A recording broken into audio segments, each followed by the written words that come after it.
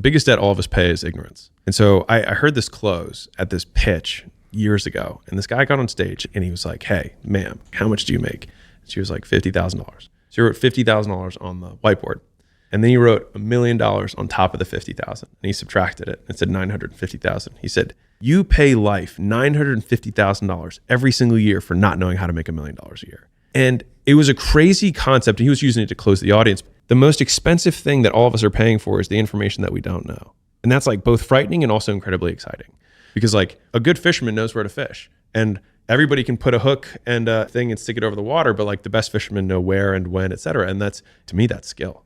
If I were to do CRO work, so conversion rate optimization for a website that's e-commerce, and I work for a store that's doing $1 million a year, and I say, cool, I'm able to increase your conversion on your site by 20%. Okay, cool. So now that's doing $1.2 million a year. I made $200,000 in value, and maybe I can get 10% of that. I get 20 grand. Okay, cool.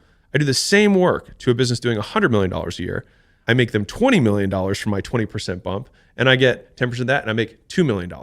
100x, same work. And to me, that's skill. Find the people who value what you have the most.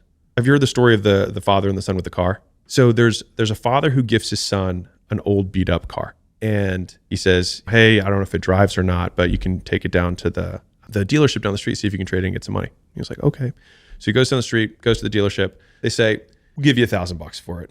Comes back home. He's like, Dad, they said, give me $1,000. He's like, okay. He's like, go to the impound yard where they, break the cars up just for metal. He's like, see what they'll give you. The guy's like, I don't know, this might be $500 of metal. It comes back home. He's like, Dad, he said it was gonna be $500. He's like, okay. He's like, hey, go down the street to that antique dealership, see if they've got anything, that used car lot. He's like, okay. So he goes down there, talks to the guy, comes back home. Dad, you won't believe it. He was like, this is a historic car. There's only like 10 of them left. He's like, it's worth $100,000. So the father smiles and he's like, and the lesson I want you to know is that it's not necessarily who you are, but the people that value you the most. And so you can talk to different people and go to the people who value you. I love that story because it's a huge business story in terms of like sell where the fish are, where the big fish are. Like if you're going to go hook fish, go where the whales are. It takes the same work, but a lot of it's just belief. People don't think it's possible. And so a lot of times you have to just keep leveling up, and you sell your first $10,000 thing, you sell your first $100,000 thing, sell your first multi-million-dollar package. You realize that's the exact same thing. But I think there's a skill in understanding where to fish.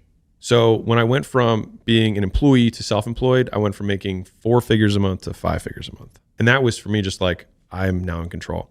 The level above that was I started having other people who worked for me. I didn't even know that was possible. Sounds crazy. But I was like, you can hire people? Because my members at my gym were like, other people can work here. I'm like cleaning the floor and doing the marketing and teaching the class. Didn't think about that. And then went to 6 figures a month. And then from there, stayed there, did the turnaround business, still had the same organizational structure, had another degree of leverage. And so the next degree of leverage was that I started licensing. So it was digital. So the cost of goods was basically nothing.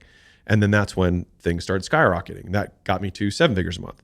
And then 8 figures a month was using leverage through capital, which is where, we're at now. And I would imagine that 9 figures a month will probably be some level of technology or more media on my side. But all of these things are about leverage. And so this is like one of my favorite topics in the whole world. But we define leverage as the difference between what you put in and what you get out.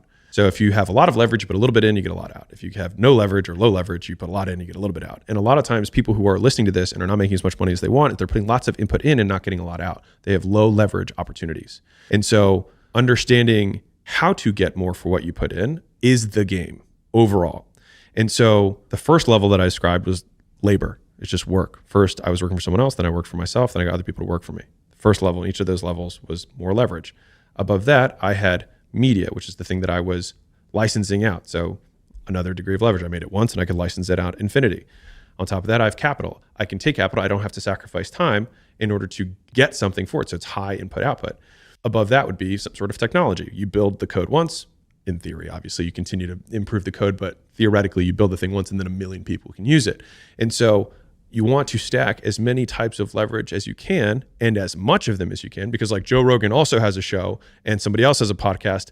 They both technically are using media as their vehicle for leverage, but he has significantly more of it. So it's not just like, I'm going to use all these. Yes, but it's also how much and to what degree. But like Facebook had other people's money. He used media, had other people's work, max leverage. Amazon, same thing. They used every element of leverage and they maxed all of them out. that's at least the curtain that, and Naval talks about this, if you're familiar with Naval Ravikant.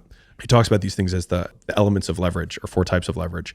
And understanding that for me has kind of been a blueprint for wealth overall. And then capital, there's degrees of capital, right? Like first you can get friends and family to give you money. Then you can get institutional money, and then you can get public money, because I think that that's fundamentally like the people who move faster in life don't actually move faster. They get more for every step.